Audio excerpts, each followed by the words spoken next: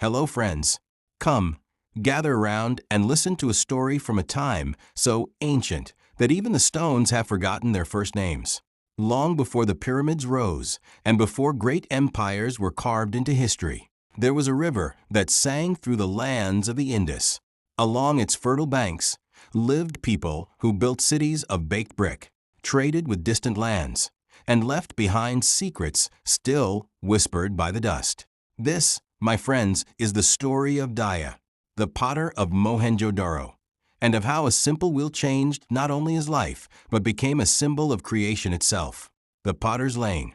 The morning sun climbed slowly over the baked mud rooftops of Mohenjo-Daro. The city stirred awake with a soft shuffle of feet on brick streets, the splash of water drawn from wells, and the hum of traders opening their stalls.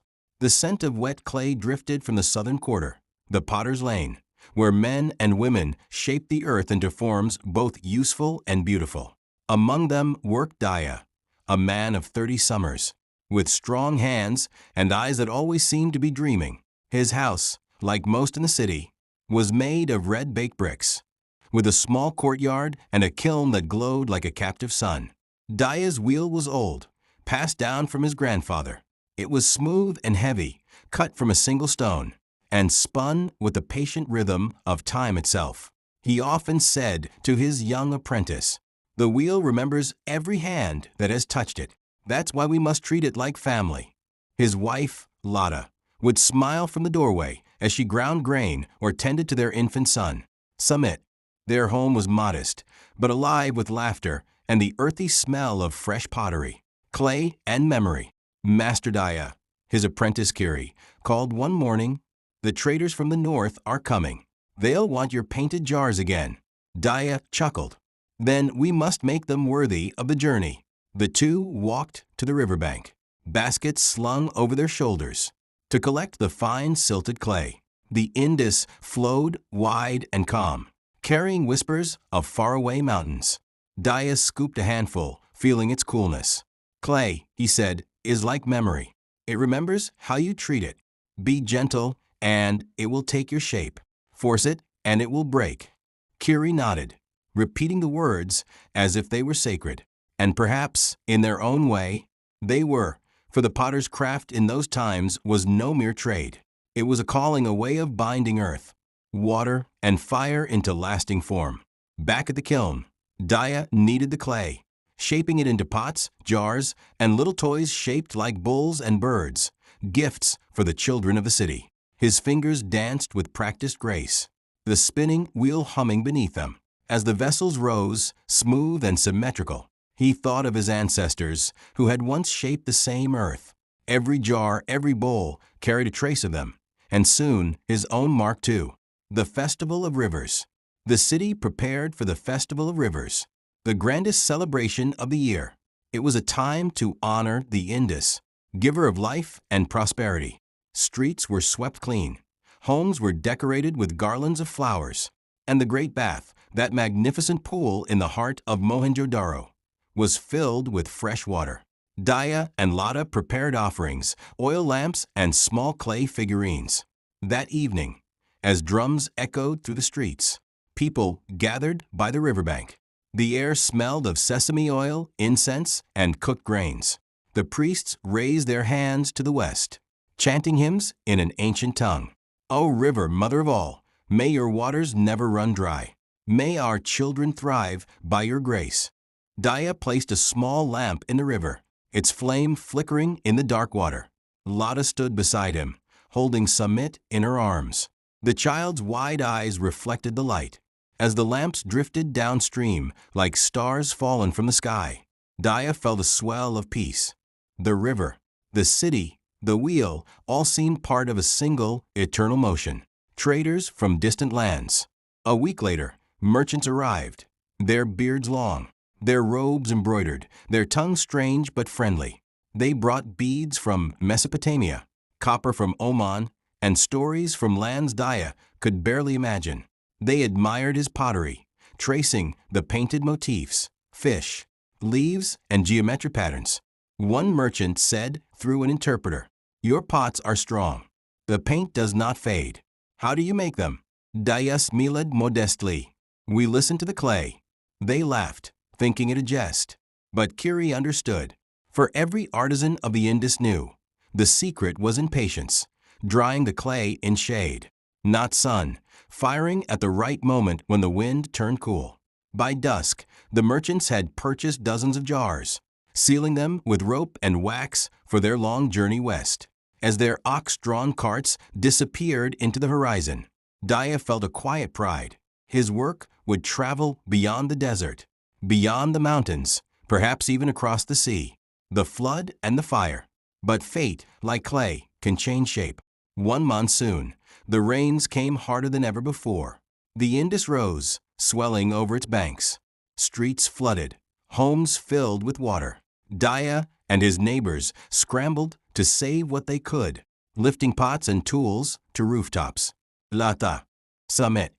Daya shouted over the roar of the rain. Stay inside. The kiln will not hold.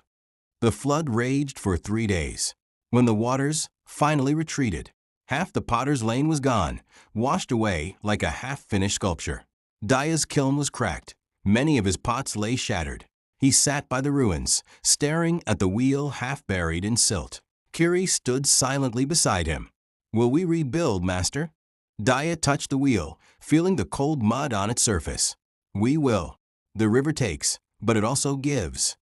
So they began again, gathering clay from the very mud that had destroyed their work.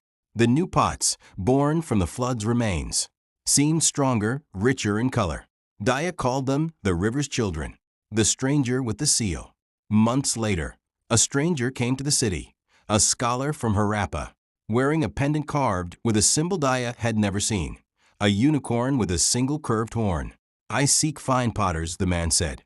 The Council of Harappa is building new granaries.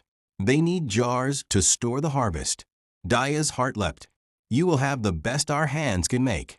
For weeks, his workshop buzzed with energy. Clay spun on every wheel. Flames danced in every kiln. Daya designed new motifs, not only animals and waves, but also signs inspired by the scholar's seal. Strange lines and curves that seemed to carry hidden meaning. When the jars were finished, the scholar examined them carefully. These will last generations.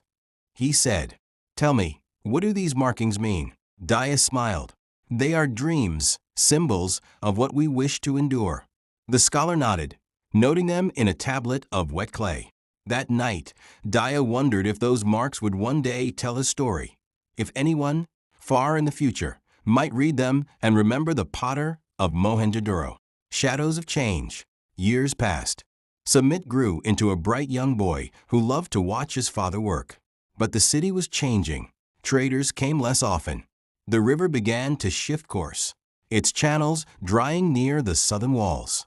Crops failed more frequently. People whispered of hunger in distant villages. Still, Daya worked on. We cannot stop the wheel.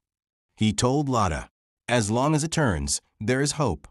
One evening, Sumit sat beside the wheel, tracing the ridges on a half-finished jar. Father, he asked, what if the river leaves us? Daya paused, then said softly, then we will follow it. The river flows in us too. The final firing. The day came when the city's leaders decided to move north, closer to the new course of the Indus. The exodus began quietly, families loading carts with grain, tools, and memories. Daya stood before his kiln for the last time. Inside were his final creations, large storage jars marked with the same symbols he had once painted for the Harappan scholar. As the fire glowed, he turned the wheel one last time. The sound was steady, ancient, familiar. Lata stood beside him, her hand resting on his shoulder. This city was built by hands like ours. She said, even if the walls fall, the hands will build again. He nodded, and the wheel will turn. When the firing was done, he buried one of the jars near the kiln, a time offering, filled with beads, a clay whistle, and a small toy bull that Sumit had made. Perhaps, Daya said, someone will find it one day and know that we lived. The road north. The family joined the caravan heading toward Harappa. The journey was long, through dry plains and forests echoing with unseen birds. Along the way, Daya saw abandoned settlements, silent, half buried in sand, and wondered how many wheels had stopped spinning there. When they finally reached Harappa, they were greeted by familiar sights: brick streets, wells, workshops, another rhythm of the same great civilization. Daya built a new kiln by the river's bend. His hands, though older now, still shaped the earth with the same patience. Samit, strong and curious, began to learn the craft, and Kiri, now a master himself, opened a workshop nearby. In the evenings, they would sit by the fire, telling stories of Mohenjo-Daro, of the floods, the traders, the river lamps, the legacy of the wheel. Years turned like the wheel itself. Daya grew old. His hands trembled, but his eyes still shone when the clay rose beneath his touch. One twilight, as he sat watching Samit work, he said quietly, "Do you know why we spin the wheel, my son? Not just to make pots, but to remember that life itself is a circle. What we shape today becomes the earth of tomorrow." Samit nodded, his hands steady on the wheel. "And what we leave behind tells our story." Daya smiled. "Yes, even if the river forgets our names, the clay will remember." That night, as the stars shimmered above the quiet river, Daya felt at peace. The world he had known was changing, new people, new customs, but the spirit of the wheel endured. Millennia later, thousands of years passed. The river changed course again. Cities crumbled into mounds of earth. The language of the seals was forgotten, but deep beneath the soil, in a quiet ruin once called Mohenjo-Daro, archaeologists unearthed a jar. It was perfectly preserved, painted with waves, leaves, and a single symbol, a spiral like a turning wheel. Inside they found a toy bowl, a clay whistle, and beads of fired earth. The archaeologist smiled, brushing away the dust. "Someone," she whispered, "left this as a memory." And though she could not read the potter's marks, the story was there, in the curve of the pot, the steadiness of the paint, the rhythm of the wheel.